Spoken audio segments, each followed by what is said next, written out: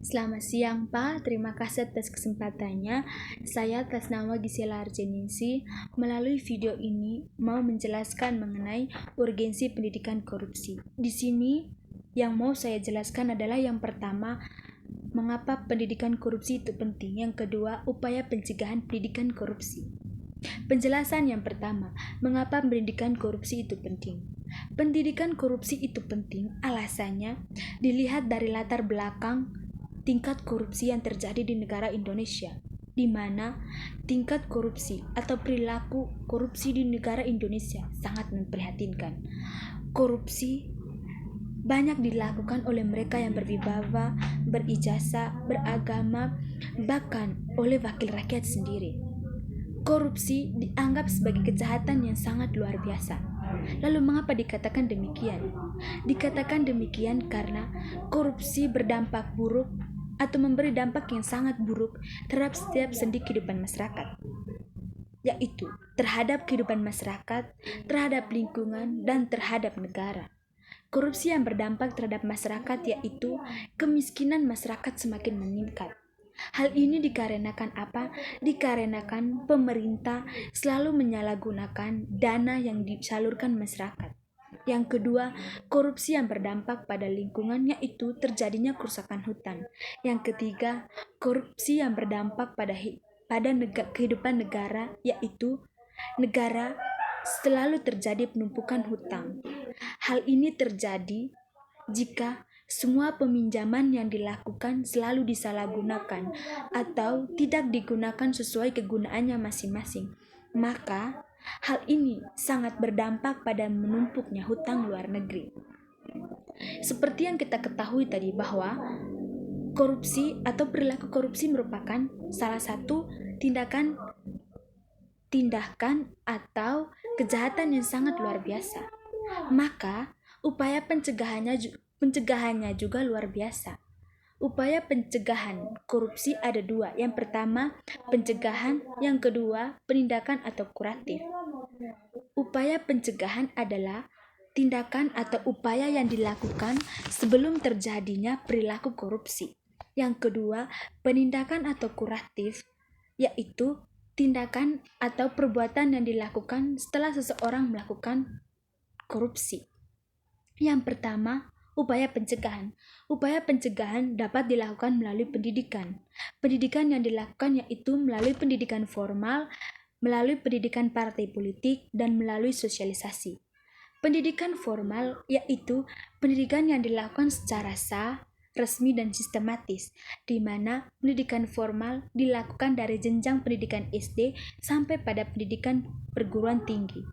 Hal ini bertujuan agar setiap atau semua elemen masyarakat bisa memahami dan mengerti apa itu korupsi. Pendidikan yang kedua, pendidikan yang dilakukan oleh partai politik. Pendidikan yang dilakukan atau pendidikan melalui partai politik yaitu partai politik melakukan pendidikan dengan bersosialisasi mengenai apa itu korupsi, apa itu dampak korupsi, dan upaya pencegahan korupsi. Dan yang ketiga, pendidikan melalui sosialisasi.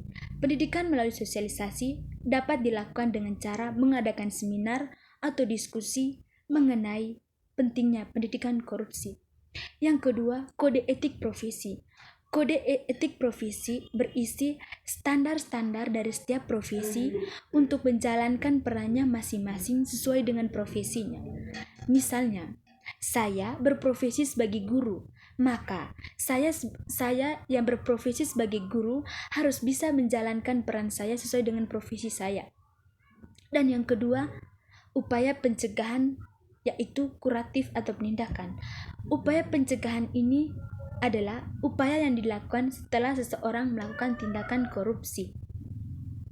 Upaya ini adalah upaya yang dilakukan oleh pihak yang berwajib atau ada salah satu lembaga yang bertugas mengawasi, menyelidiki perilaku korupsi, yaitu KPK. KPK bertujuan menyelidiki mengenai terjadinya perilaku korupsi. Nah, hasil dari penindakan ini nantinya yaitu mereka yang melakukan tindakan korupsi akan dilakukan proses hukum, yaitu yang pertama, yang menjadi terduga penindakan kasus korupsi akan dilakukan dengan menyelidiki apa alasan dia melakukan korupsi. Yang kedua, melakukan koordinasi dan supervisi terhadap mereka yang menjadi tersangka perilaku korupsi. Yang ketiga, menyita semua aset atau barang dari mereka yang menjadi terdakwa melakukan tindakan korupsi. Mengapa hal ini dilakukan? Hal ini dilakukan bertujuan untuk mengembalikan kerugian negara atau memberi hukuman terhadap mereka yang melakukan tindakan korupsi. Lalu selanjutnya, di antara pencegahan dan penindakan, dibutuhkan peran serta masyarakat. Masyarakat memiliki hak untuk mengawasi dan menyelidiki. Rakyat diberi ruang untuk mengawasi kebijakan pemerintah, karena semua dana yang dikelola oleh pemerintah adalah dana dari masyarakat. Jadi, masyarakat harus bisa berperan aktif atau berpartisipasi secara aktif dalam mengawasi kebijakan-kebijakan pemerintah. Yang kedua, masyarakat harus bisa bersifat permisif terhadap korupsi dan perilaku korupsi.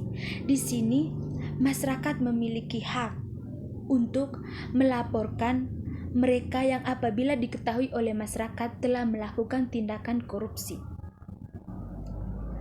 Sekian dan terima kasih. Selamat siang.